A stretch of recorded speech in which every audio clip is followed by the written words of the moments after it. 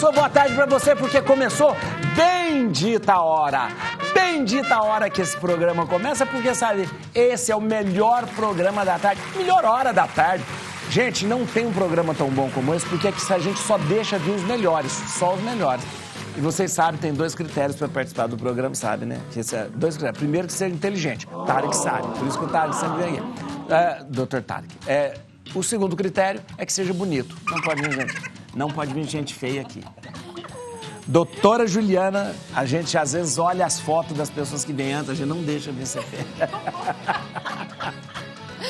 Pré-requisito. Pré-requisito. Só gente bonita, de jeito nenhum, não. Ó, vou mostrar pra vocês aqui, olha que maravilha quem tá aqui com a gente. Natália Aguilar. Obrigado, Natália. Natália é psicóloga, psicóloga perinatal, né? Isso. E olha, interessante, e lida com uma coisa muito difícil, que é a questão do luto, né? Luto perinatal, isso mesmo. Olha aqui, muito obrigado, viu? Obrigado. Muito obrigado por presença novamente aqui. Que Obrigada, bom, viu? Fábio. E a Estela Gontijo, grande jornalista, olha aí, que tem um trabalho maravilhoso e tem uma ligação afetiva aqui com a Rede Vida. Obrigado, Estela. Obrigada a você. Muito obrigado mesmo, viu? Obrigado mesmo. E olha aqui, gente, a Estela já andou o mundo inteiro, gente, como jornalista, né? Londres, onde que você foi para o interior de todos os lugares, Campinas, olha que demais. Hoje você é News Media, Consultoria e Comunicação, e você é seu, né? Mentoria. Olha que beleza. Muito bom. Doutor Tarek Nassif, grande cirurgião plástico, referência. Nossa, olha. E segundo a minha irmã, ele falou assim, ele operou minha irmã. Então ele falou assim, o melhor médico que existe. Então, tá bom. Obrigado, doutor Tarek. Eu que agradeço. Obrigado por estar aqui com a gente. Teve aqui segunda-feira, foi ontem que que dia que foi? Sexta? A mãe do Dr. Tarek aqui, né, ginecologista e também homeopata, estava aqui, então foi muito bom. Meu pai também, né? O pai dele tem que vir também, que é médico também, né? O pai é médico também, né, doutor? E a doutora Juliana Munhoz Vergara, ortopedista, traumatologista. Olha, muito obrigado. Vocês pelo convite mais uma vez. Ela é prima daquela atriz que fez não é? Aquela Sofia, que fez podia Sofia ser. Vergara, né? Que fez o Mother Family, Sofia Vergara. Mais bonita que a Sofia Vergara. Obrigada. Olha, obrigado, viu, doutor? Obrigada, senhor. Muito obrigado. Vamos começar o programa, porque tem coisa boa pra gente conversar hoje. Ginecomastia. Entenda por que os homens estão optando pela cirurgia para reduzir o tamanho das mamas. Doutor, me explica uma coisa. Ginecomastia é algo que acomete aos homens? Aos homens, ginecomastia, na verdade, é o aumento do volume das mamas masculinas. Aí tem duas causas, né? Na verdade, pode ser só aumento da glândula ou então da gordura também, né? Homem tem glândula mamária como a mulher? Tem glândula mamária. Todo homem tem glândula mamária. Tá. Mas muitas vezes ela acaba se desenvolvendo um pouco mais que o normal e acaba alterando muito a autoestima do homem, né? Então, e fica, às vezes, um peito mais parecido com o peito feminino? Às vezes fica, não tanto que nem aquele ali, geralmente é um pouco menos que esses pacientes, mas paciente que ganha muito peso, pode ver que ele é um pouquinho mais gordinho. Sei. E o resultado da cirurgia dá um resultado muito bom. Doutor, isso aqui é uma cirurgia que foi feita? É uma cirurgia que foi feita. Mas aí, essa cirurgia, a redução dessa mama é o mesmo processo de uma redução de mama na mulher? Ou é diferente? É diferente, geralmente é mais simples. Na grande maioria, a gente associa a lipoaspiração com uma incisão pequena em volta da areola para tirar a glândula mamária. Ah, tá. A não ser nos casos grau maior, que nem daquele outro paciente ali, que tem excesso de pele também. Então, até naquela foto de depois, parece que tem um corte ali embaixo. Parece ter um corte por baixo. Essa daí não geralmente é exceção. Para tirar todo esse excesso de pele, faz um corte também, né? Na mulher fica aquele Tzinho invertido, no homem a gente evita fazer o Tzinho invertido, porque acaba estigmatizando um pouquinho mais. Depois o homem fica mais sem camisa do que a mulher, né? O homem vai à praia sem camisa. Fica mais exposto. E acaba melhorando muito a qualidade de vida do homem, porque ele deixa muitas vezes realmente de tirar a camiseta, de ir pra praia por causa desse desconforto. Hoje em dia tem bullying em criança. Sim, que fica muito isso que eu ia perguntar. A ginecomastia começa aqui na adolescência? Tem 3 picos, na verdade, né? Um é neonatal, por causa dos hormônios maternos, né? Muito estrógeno, que depois regride, depois na puberdade por volta dos 13, 14 anos, que também costuma regredir espontaneamente, e depois depois dos 40, 50 anos, que acaba diminuindo testosterona, aumenta um pouquinho o estrógeno. Mas hoje em dia está muito relacionado ao excesso de peso, o paciente mais gordinho e também o uso de anabolizante. Então é muito comum a gente pegar homens que malham bastante e acabam tomando hormônio, acaba desenvolvendo a mama nesses pacientes. Doutor, na adolescência existe, então, naturalmente existe um crescimento. Um crescimento. Mas passando essa fase da puberdade, ele diminui normalmente. Depois de uns 2 anos, diminui. Costuma regredir. Então, outro caso que é persistente, que aí geralmente a gente opera com 17, 18 anos, espera um pouquinho mais, né? Pelo menos essa idade. A cirurgia não regredir. A cirurgia não é indicada na adolescência, então? Não, geralmente não. Tem que esperar um pouco. Porque tem uma regressão espontânea, né? É óbvio que sempre tem que ter uma investigação hormonal para ver se está tudo bem da parte hormonal. Se tiver tudo bem e ele persistir com esse aumento do volume mamário, aí, geralmente por volta de 17, 18 anos a gente faz a cirurgia. A cirurgia retira a glândula mamária. Faz uma lipoaspiração para diminuir o volume gordura da mama, porque a mama tem tanto gordura quanto a glândula, e só que a glândula não sai na lipoaspiração. Então a gente tem que fazer esse cortinho para conseguir... E tira a glândula mamária. O excesso da glândula mamária. Doutor, deixa eu falar uma coisa, porque esteticamente o homem gosta também de ter um peitoral. Peitoral. Né? O pessoal faz academia para ter peito, né? Agora, de repente não vai ficar muito sem peito, não? Isso não fica, porque muitas vezes até acaba evidenciando um músculo peitoral. Como a gente músculo peitoral. Ele acaba ficando mais definido, entre aspas. Entendi. E tem até umas técnicas mais modernas hoje em dia, que a gente chama até de graft, que é um enxerto de gordura intramuscular com auxílio do ultrassom. Então, em alguns casos, dá para fazer uma enxertinha intramuscular para definir um pouquinho mais esse músculo. Para ficar o peito mais. Óbvio que o paciente gordinho assim não tem sentido muito fazer esse tipo de cirurgia, né? Porque ele não quer ter volume realmente. É que nem quem tem orelhinha banda, não quer uma orelhinha normal, quer uma orelhinha coladinha. A mama é a mesma coisa. Quer ficar com o tórax bem reto. Então a gente aumenta, retornar esse volume para a mama novamente. Interessante. É uma cirurgia simples, doutor? Geralmente dura 1h30, mais ou menos. Vai embora para casa no mesmo dia. Dá para fazer com uma peridural mais uma sedação. Costuma ficar com um dreninho. Nossa. Uma semana, 10 dias aí já está bem. Agora, quando a pessoa fica mais velha, que velha cai tudo, né? Também às vezes fica com flacidez também.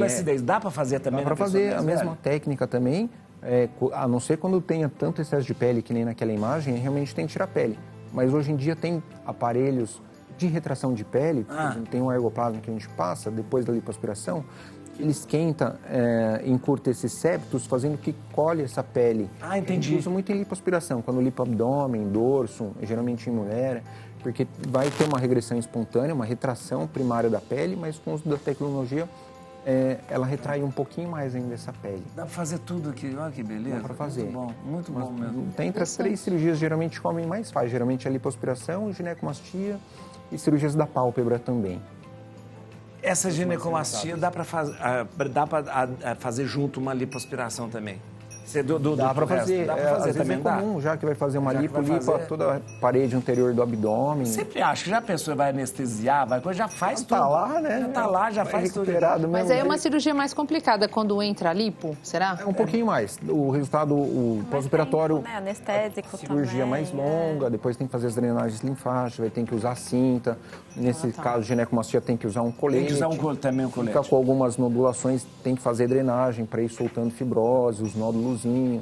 Tem que ter um cuidado aí importante no pós-operatório. Se faz uma cirurgia maior de lipo, redobra um pouquinho mais esses cuidados aí. Dá um pouquinho de ardor nas costas, principalmente, uma lipo um pouco mais agressiva.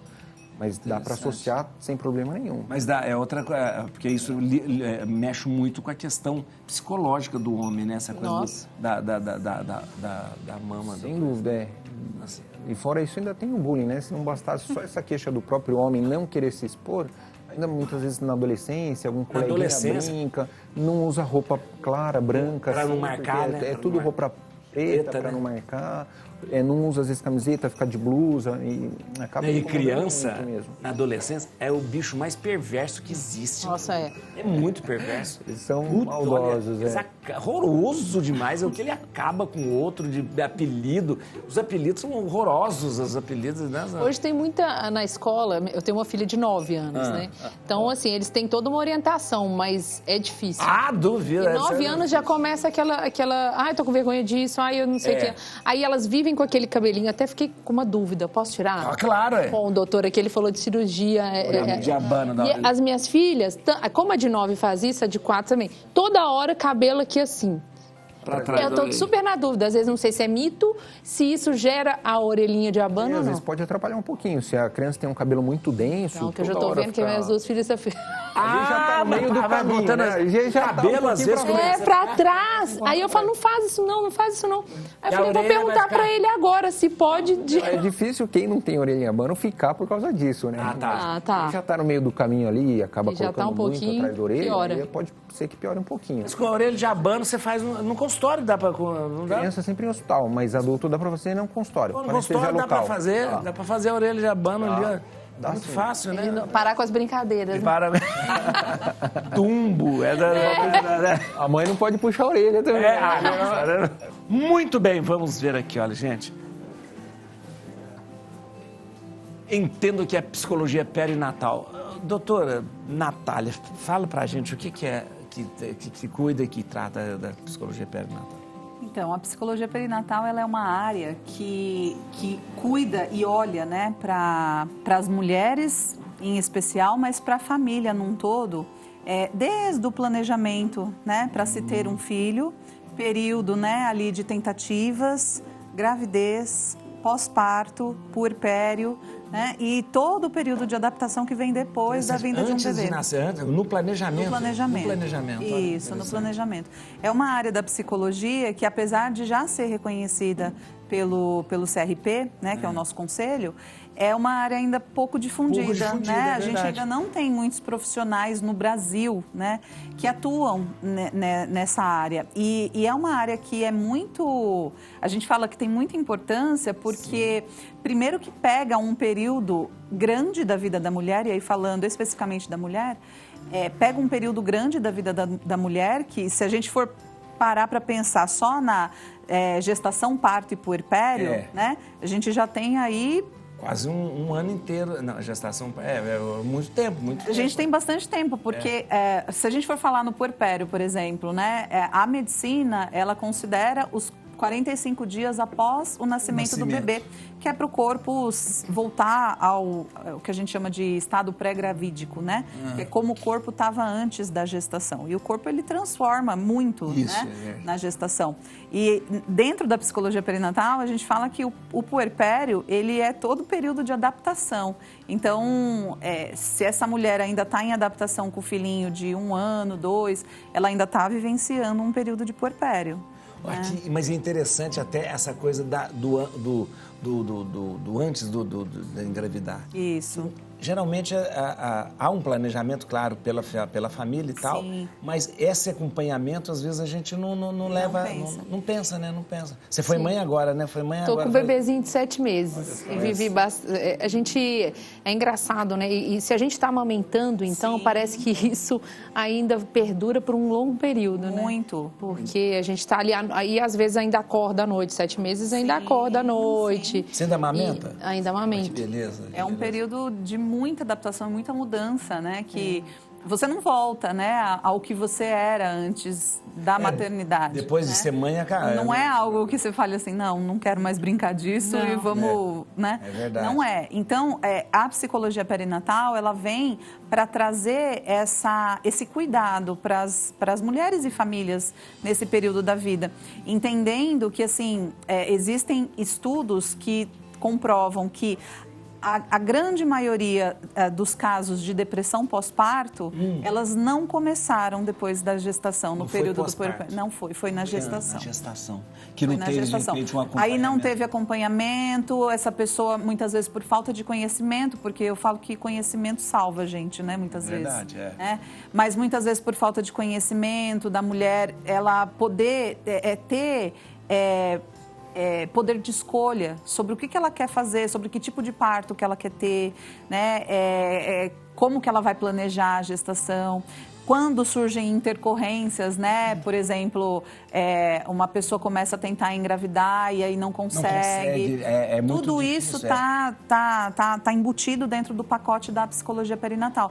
Tanto é que dentro da psicologia perinatal a gente tem uma atividade, né, que se chama pré-natal psicológico.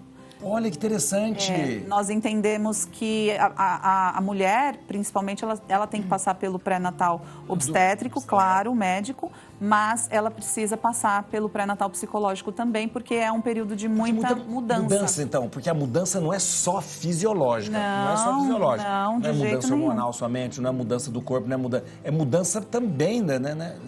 Tem um livro. Esse livro aqui... Olha que beleza! Olha aqui, gente. Esse livro, eu organizei ele... Olha que demais. Psicologia perinatal, caminhos de planejar, conceber, gestar e cuidar. Olha que demais. Legal. Nossa! Eu organizei esse livro em 2023 com colegas psicólogas que são da psicologia perinatal, e ele é um beabá da psicologia perinatal. Então, todos os temas, os assuntos principais, né? Pré-natal psicológico, que eu falei, planejamento familiar, parto, pós-parto, amamentação, sono do bebê, tudo está contemplado dentro desse livro. Muito bom. E cada um artigo de cada um. Isso, um autor diferente. Todas são psicólogas perinatais. Que demais, gente, que demais. Como que a gente faz para ter esse livro? Entrando em contato comigo, pode entrar em contato comigo pelo... no Instagram, @Natália Aguilar Psicóloga. Isso, né? Isso mesmo. E no site também, Natália... No site também. Natália Aguilar Psicóloga, nataliaaguilar.com.br. Lá no site tem uma listinha dos livros que eu tenho publicados, e esse aí tá lá e tem um botãozinho que direciona direto pro meu WhatsApp, ou se a pessoa quiser adquirir online também, tem... Pode também. Pode. Muito interessante. Muito interessante. Olha, é interessante a gente ter esse olhar, né? Esse olhar para a coisa. Olha que interessante. Você falou quanto tempo dura o pós-parto? 45 Para medicina, sim. Eu tenho gêmeas de 6 anos. Fizeram 6 anos agora. Eu falo que eu vivo um puerpério ainda. Ainda é verdade.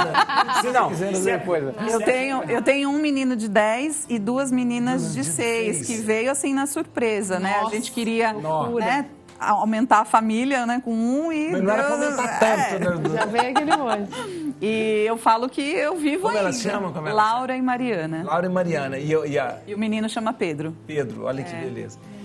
Antigamente a gente fazia o resguardo de 40 dias. Olha como que é a sabedoria. Resguardo de 40 dias. Na Bíblia, no Antigo Testamento, a mulher ela ficava impura durante 40 dias.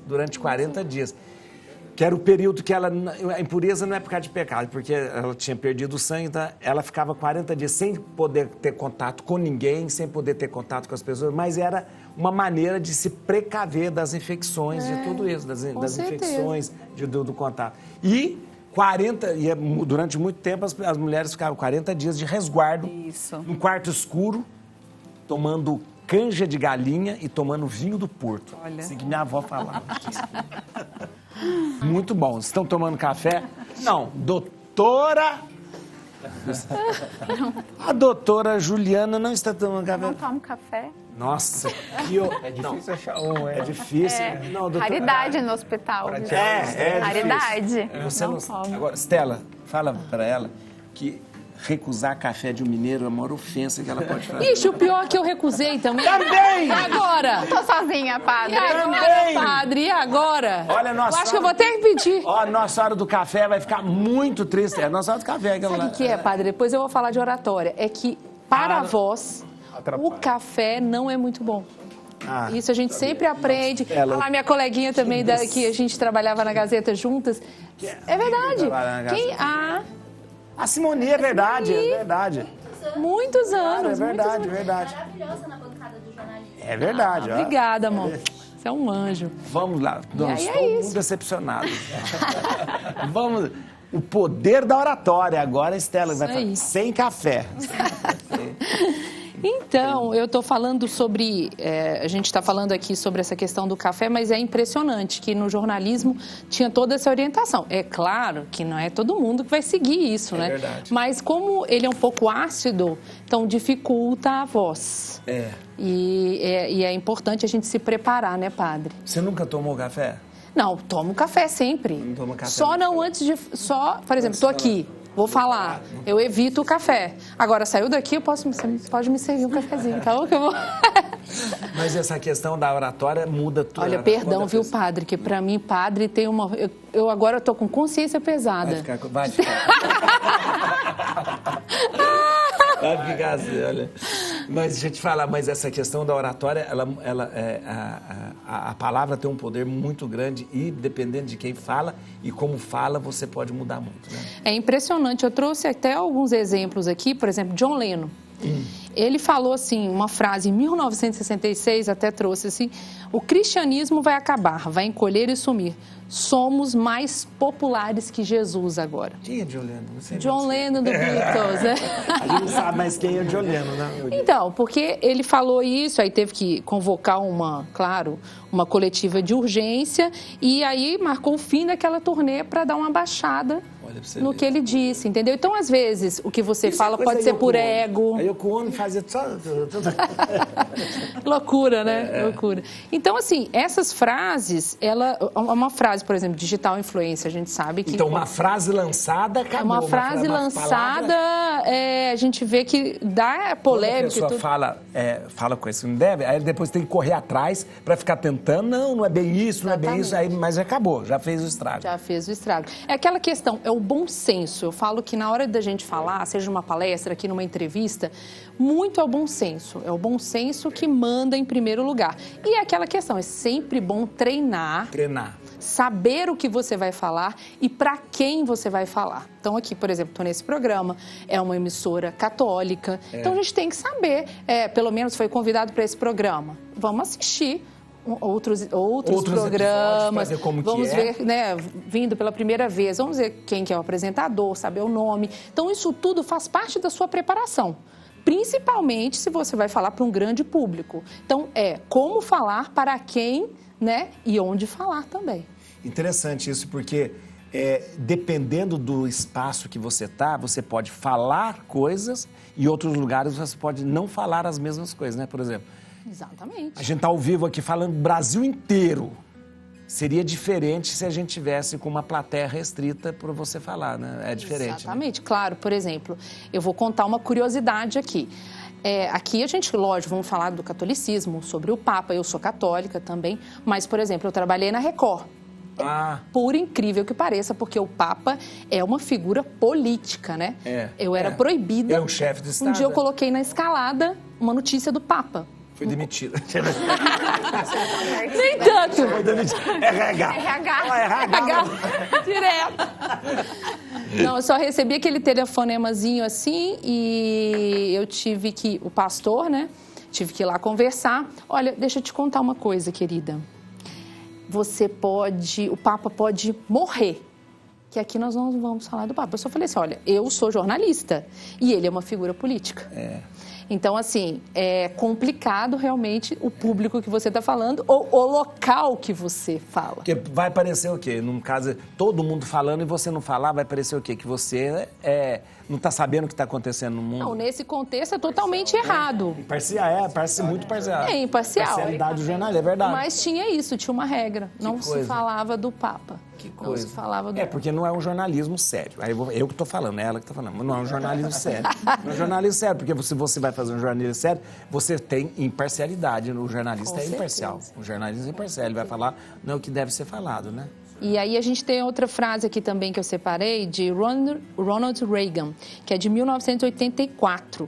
Olha, ele fez um pronunciamento que acabou preparando a União Soviética. Ele falou um pouco antes, meus concidadãos americanos, tenho o prazer de lhe dizer hoje que assinei uma lei que banirá a Rússia para sempre. Vamos começar o bombardeio em 5 minutos. Só que esse áudio vazou. E a União Soviética colocou, então, as forças em alerta máximo. Ele tinha gravado isso, não era para ir ao ar? Não era para ir ao ar. E aí acabou vazando. Então, assim, mesmo naquele pronunciamento fechado que o senhor disse, tem que ter cuidado. Tem que ter cuidado. E hoje em dia, qualquer lugar que você vai é filmado, é transmitido. Tem isso também. Entendeu? Hoje não tem mais nada que fala assim, ficou lá. Não, todo mundo filma, todo mundo Até a nossa grava, casa hoje, por exemplo, eu tenho bebê. Eu coloco lá a câmera, não tem jeito, porque é impossível, né? Eu vou sair, vou ficar longe, a gente tem que ver como que o bebê está, então... Todos os lugares hoje você está sendo Olha o poder filmado. da palavra, né? Os árabes têm um ditado que fala, os árabes. Diz que uma palavra lançada é como uma flecha. Nunca mais você tem como pegar de voltar. Não tem como... Lançou, acabou. Não tem... não é bem isso que eu quero dizer. Não, disse. Não adianta, né? Não é bem isso que eu queria dizer. Agora, o medo de falar em público é maior que o medo da morte, de acordo com as pesquisas. Você está brincando? Isso. Quase assim, 70% das pessoas têm medo de falar. Você treina as pessoas para falar em público? Treina as pessoas. E eu aprendi com meu pai. Vou te contar. É mineiro também, meu pai.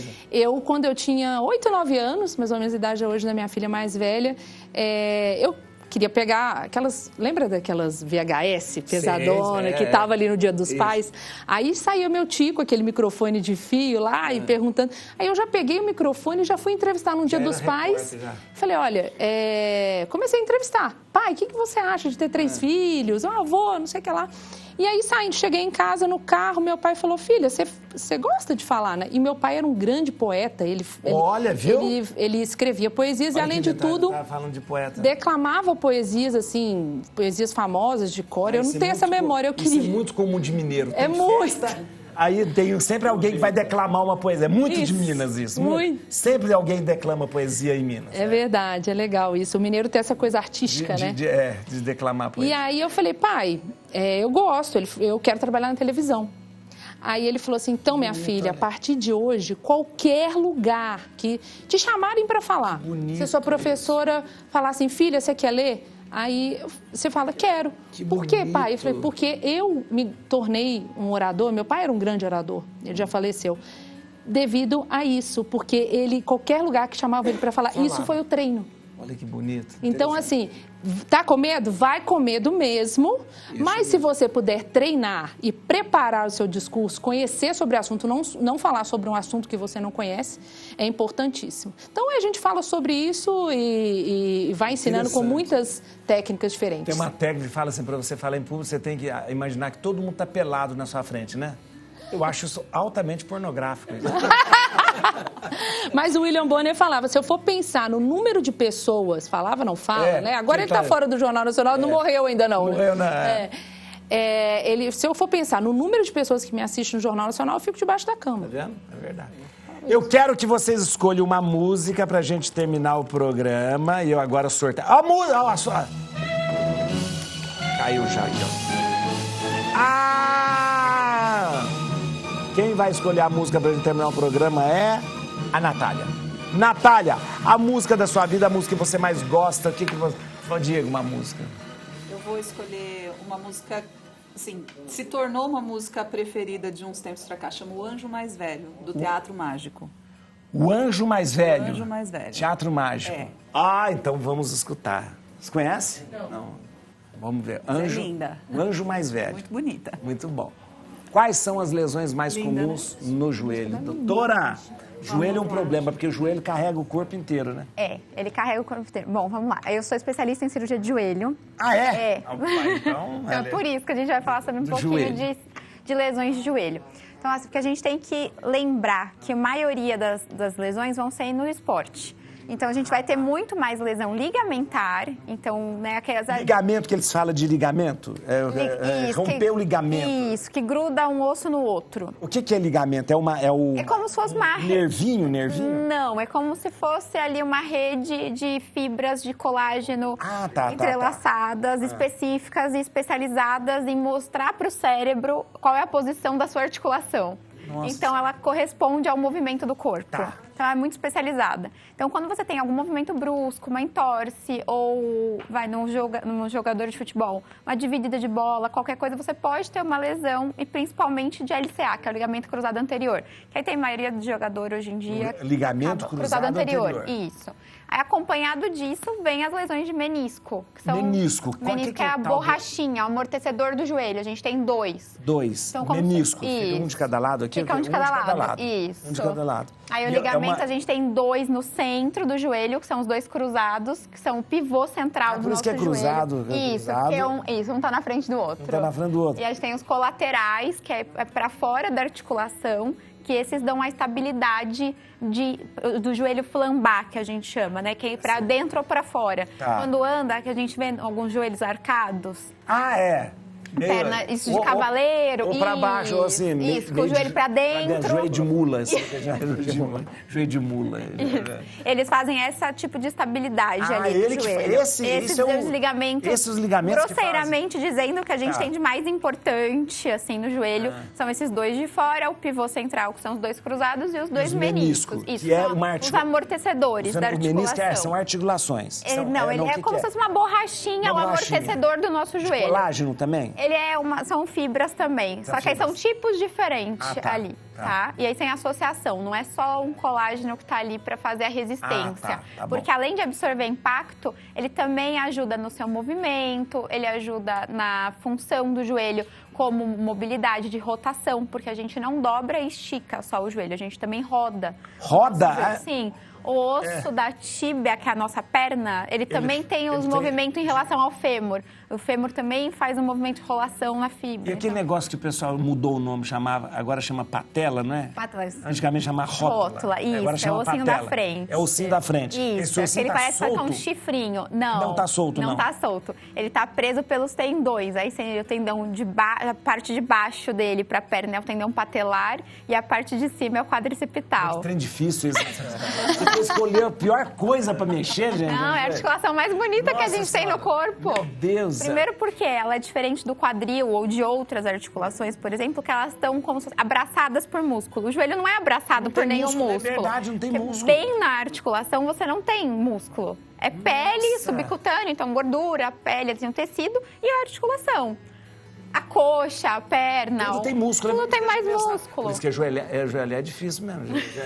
Rezar ajoelhado sempre foi muito difícil. É verdade. E uma das queixas principais dos meus pacientes, quando colocam prótese, por exemplo, que já são lesões mais de desgaste, é que para ajoelhar depois que coloca a prótese, incomoda, dá uma hiperpressão na região anterior do joelho. Aí eu falo, coloca uma almofadinha. Mas tudo bem, não pode rezar sentado, que Deus vai entender, vai explicar o que está acontecendo. Não tem problema. O pecado não vai ser pecado isso. Vai ser absolvido. E aí, assim, tem essas lesões, né, esportivas, que são as comuns. E o desgaste natural? Aí os desgastes, isso. Que aí é o outro braço das lesões de joelho. Que aí é por um acidente, que aí você teve numa juventude. Então, você vai ter uma artrose precoce, porque aquela articulação já foi violada. Ou pelo próprio envelhecimento da articulação, pela idade. E aí, mulher acaba sendo afetada um pouquinho mais cedo por causa da questão hormonal. A menopausa, infelizmente, também influencia nas nossas articulações, ligamentos. Então, a gente acaba tendo mais inflamação de tendão, então, tendinites, bursites e o envelhecimento da cartilagem em si. Quando fala de prótese de joelho, o que é a prótese do joelho? A prótese, ela é como se a gente fosse fazer um transplante de articulação. Mas toda aquela articulação? Toda a articulação. Corta o osso. A gente serra o osso onde está ruim. Nossa, a gente apoia a prótese em osso bom, que senão não adianta. E com cimento ortopédico, né? E aí faz a prótese de joelho Isso. mesmo. O que é que às vezes dá um negócio que o pessoal reclama de água no joelho, que às vezes é... É o edema, né? É o edema. Porque, na verdade... Tá inflamado. Exato. Isso. A artrose, por exemplo, ela é uma doença inflamatória por si própria. Então, você sempre vai ter o joelho inchado. O que é que vai acontecer? É que vai ter picos de agudização dessa doença. Então, ele vai inchar mais. E mesmo as tendinites ou lesões ligamentares, lesão meniscal, ela gira uma situação ali de inflamação. Então, ela vai reter líquido dentro desse joelho. Então, não vai ter mais só o líquido sinovial. Vai ser um líquido sinovial inflamado.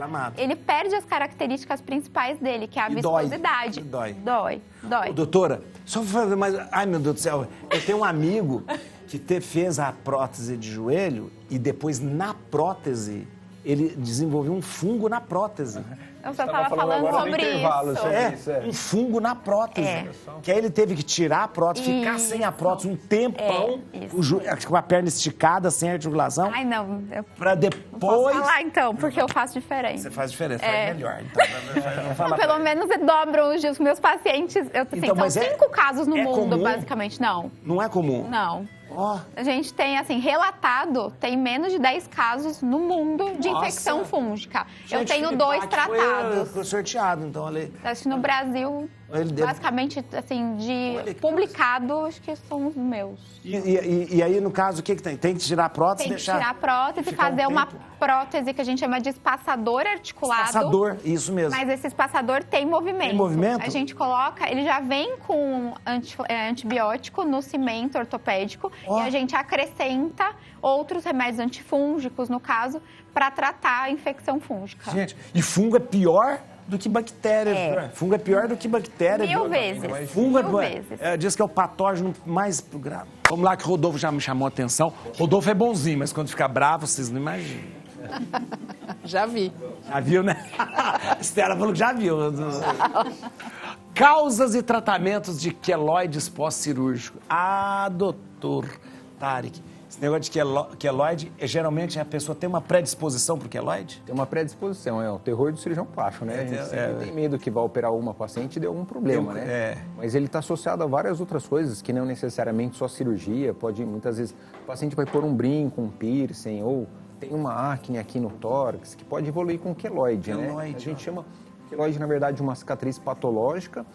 Está mais associado geneticamente, geralmente afrodescendentes, orientais também, tem uma predisposição maior. E alguns fatores também que acabam estimulando muito a produção de colágeno tipo 3. Aí que é o queloide? É uma cicatriz que ela ultrapassa toda a borda. Então é muito colágeno. É muito colágeno. O queloide é muito colágeno. Uma produção muito grande de colágeno. Lá! Vamos mostrar um queloide aqui ao vivo. Ali, na verdade, é hipertrófico, é um alargamento de cicatriz, não chega a ser um queloide. Isso é da lá. O queloide, ele ultrapassa toda essa região. Você operou? Você operou? O que você fez? Cotovelo. Caiu. Tava rezando, né? Com certeza, tava rezando. Por isso que... E além disso, tem algumas regiões... Mas o queloide dela não é alto. Esse não é queloide. A gente não considera queloide, viu? Porque é que nem aquela cicatriz ali. Aquela ali é uma hipertrófica. Mostra no... tá. Porque o queloide, ele avança muito além da cicatriz. Ele, como se fosse uma vegetação, ele vai desenvolvendo... Ele fica... E não fica alinhado, que nem tá bonitinho assim. Aqui tem até os pontos que deu também. Do ponto.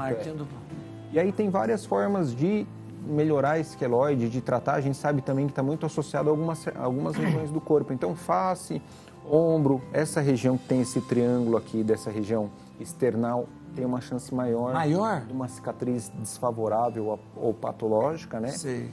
E ele não costuma regredir e muitas vezes ele vai tendo uma evolução progressiva e lenta. E aí começa a dar desconforto, que nem queimação, dor, dá coceira. Sim. E aí coça mais. Ele coça mais. Incomoda. Eu tenho um queloide aqui, ó. Eu tenho aqui, porque uma cirurgia que eu fiz, mas foi coitado do médico. É porque aqui eu mexi muito também. Aqui é difícil, né? Geralmente não cicatriza tão bem em lugar de articulação. De articulação.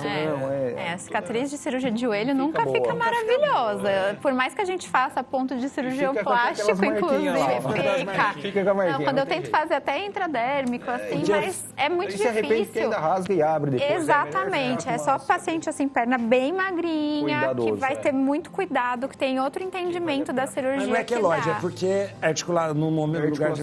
Ela costuma alargar um pouquinho mais. E aí os tratamentos geralmente trata o quê? É cirurgia associada à radiobetoterapia, porque quando a gente só tira essa lesão, a chance dela voltar é alta, em torno de 80%. Quando a gente faz essa ressecção e depois com radiobeta-terapia, que a gente fala, a chance de voltar é em torno de 10% a 20%. Que demais. Então, sempre tem que fazer um tratamento combinado com plaquinha de silicone. Tem também o Triancil, que é um corticoide injetável. Tá. tem que associar tudo isso aí para voltar, evitar E essas pomadas que o pessoal fala, não adianta nada, adianta esses negócios, cicatricura, essas coisas, não adianta? Eu tenho uma pergunta, quando a pessoa tem... Não, são mais hidratação. Esses daí são queloide? muito bons, né? Tem uns bons, a gente sempre passa... Sempre ela vai ter queloide? Isso Por exemplo, o padre teve queloide, se ele fizer uma cirurgia... Não, geralmente Pode não. ser o local. Muitas vezes uma teve na cesárea, mas faz a mama cicatriza normal, então não é porque deu uma vez que vai dar... Eu pensei que a pessoa tivesse uma predisposição. Depende da região também. Vamos ver aqui, gente. Aqui. Luto perinatal, como lidar. Isso é interessante você trazer, porque o luto nesse momento é muito complicado. Você tem o livro? Sim, também. Eu posso mostrar? Olha aqui, ó. Olha aqui, gente. Compreendendo e acolhendo a perda e o luto perinatal. De mãos vazias. Que bonito o título. Olha aqui. Também podemos comprar esse livro lá? Também, né? lá pelos mesmos canais. Então, o luto perinatal, às vezes, não é somente o fato de você perder depois do nascimento, mas, às vezes, antes também do... Sim. Tudo... A gente deu uma introdução, né? Falando do período perinatal. Isso. Né? Então, todo tipo de perda que acontece dentro desse período, nós consideramos como um luto perinatal. Então, por exemplo, a mulher tentante que não está conseguindo engravidar, ela fez lá o planejamento dela, idealizou na cabecinha dela, ela junto com o marido, quando casaram, idealizou que vinha um filho. E aí o filho não veio. Né? Então, esse casal, essa mulher, eles vão vivenciar um luto. O luto pelo diagnóstico, às vezes tem um diagnóstico que faz com que seja difícil o filho vir, né, por vias naturais.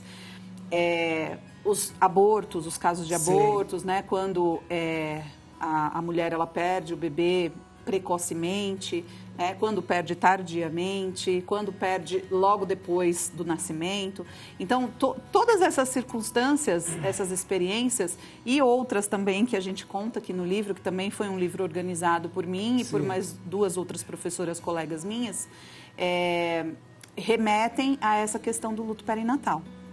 E é uma perda, né, quando a gente fala basicamente, né, da perda de um bebê, seja ele vindo ou não, né, como no caso dos tentantes, é uma perda que é muito invisível. Né? E por isso que eu falo, né, que sempre quando eu tenho espaço para trazer esse tema, é uma maneira de conscientizar um pouco mais as pessoas, porque isso é um luto. Né? A pessoa ela vivencia um luto, ainda que seja o luto das idealizações que ela fez para a vida dela.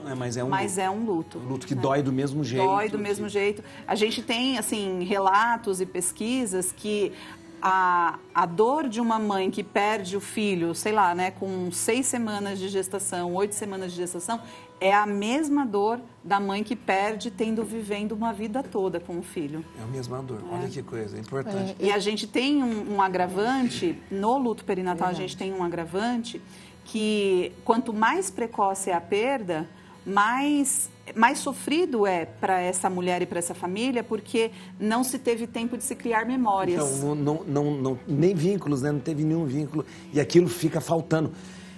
Quase que uma coisa que não se resolveu, né? Fica uma coisa em aberto, né? E é como se a mulher tivesse ali, a mulher, o pai, a família, tivessem ali todos ali predispostos para o cuidado, né? De um bebê aconteceu. E o bebê não veio. Né? Então, a gente precisa falar sobre isso. A gente precisa falar mais vezes sobre isso, porque, gente, olha aí. Dor durante os treinos, quando é sinal de alerta e como prevenir. Então, hoje em dia, cada vez mais o pessoal está indo para academia ou fazendo exercício em casa, desse pós-pandemia, que muita gente pegou o hábito de ter os seus aparelhinhos, elástico, pezinho em casa.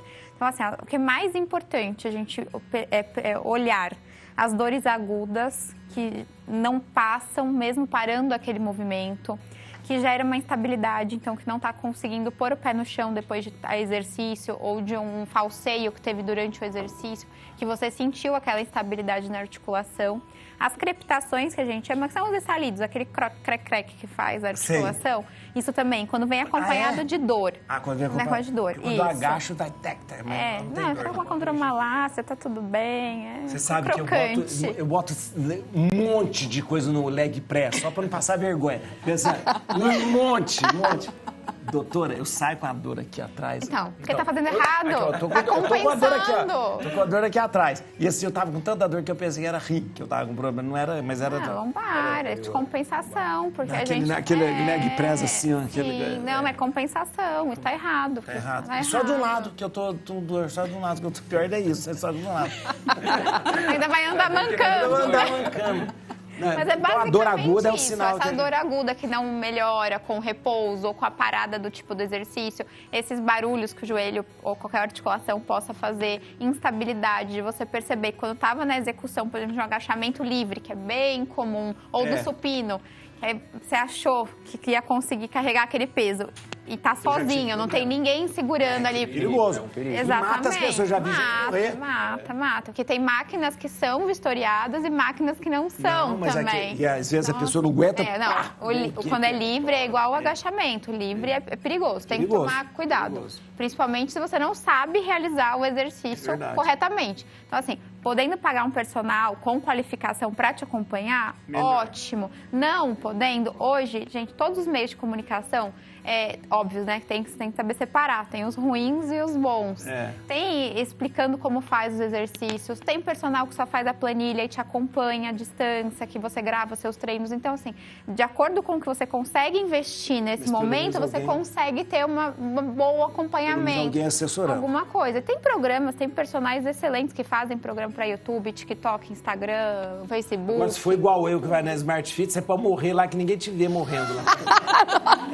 Você morreu e... morreu. Na Smart Fit ninguém vê. Não só essa rede de academia, tem muitas outras que assim, tem que fazer com personal. Não deu dinheiro pra personal, não, tá louco? Não, padre, candidatos a personal do Padre Juarez. Personal pro senhor. Mas é caro o personal. Não, ela é maravilhosa. Não, personal que vai fazer um trabalho voluntário pro senhor. Aí eu não vou botar muito peso. Vai te ajudar pra não ficar com a dor na coluna. Vamos ver aqui, ó. As grandes gafes dos políticos do mundo. Aí, ó. É o que a gente falou. Aqui, ó, é o Bush, o W. Bush. Esse é o W. Bush, né? E esse aqui, eu lembro do Ronald Reagan. Nossa, não pode falar que lembro, não, que o pessoal vai saber a minha idade. Já vi falar na história.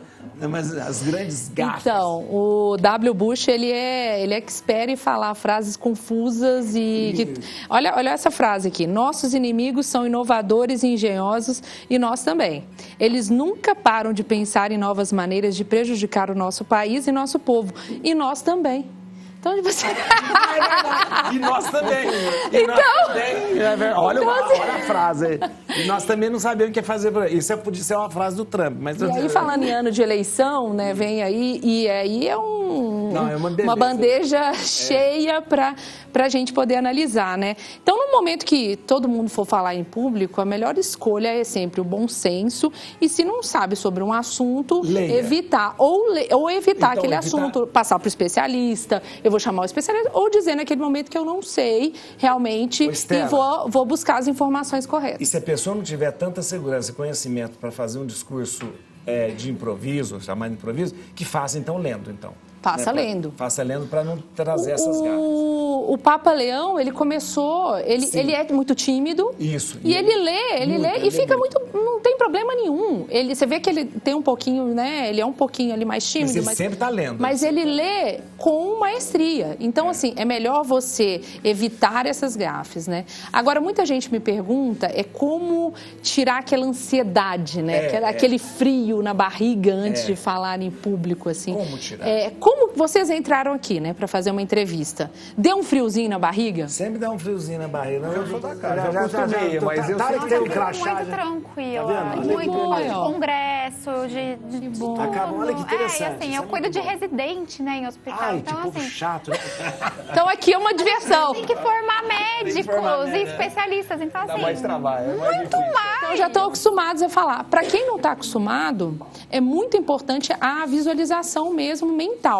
Um pouco antes, se a pessoa tiver aquele momento no banheiro ali, pensar já a plateia te aplaudindo, pensar ali, você falando e já tendo sucesso e respirar, fazer um exercício de respiração ajuda muito. Acabou. Música, como que chama mesmo a música? O Anjo Mais Velho. O Anjo Mais Velho. Essa aí, né? É linda. Estela, muito obrigado. Quanta coisa boa. Olha, Estela, muito obrigado mesmo. Você vai, a Estela, ela vai ajudar você muito mesmo para falar nessa questão da comunicação. Siga a Estela no Instagram, @Estela, com 2 L's, Gontijo, apresentadora TV. A gente vai ter a Vox to You em Valinhos também. É uma franquia que eu acabei de comprar. Que demais, Vox to You. Mas você vai vir falar aqui agora. Vou vir. Doutora Natália Aguilar, muito obrigado. Obrigado mesmo, psicóloga perinatal, esses 2 livros maravilhosos. Ó, o site dela é nataliaaguilar.com.br e no Instagram, @NataliaAguilarPsicóloga. Obrigado mesmo. Eu agradeço, padre. Doutor Tarek, maravilhoso, Tarek. Muito obrigado, doutor Tarek. Agradeço mais uma vez. Pode entrar lá no Instagram, acompanha tudo que ele coloca tudo lá, tudo que acontece. Tem bastante conteúdo. Bastante coisa. Dr. Tarek Nassif, né? Tarek Nassif. E doutora Juliana, olha, muito obrigado. Tem que voltar. Doutora Juliana, Juliana Vergara, doutora Juliana Vergara é o Instagram dela. Vai acompanhar lá. Aumenta o som, acabou o programa, gente.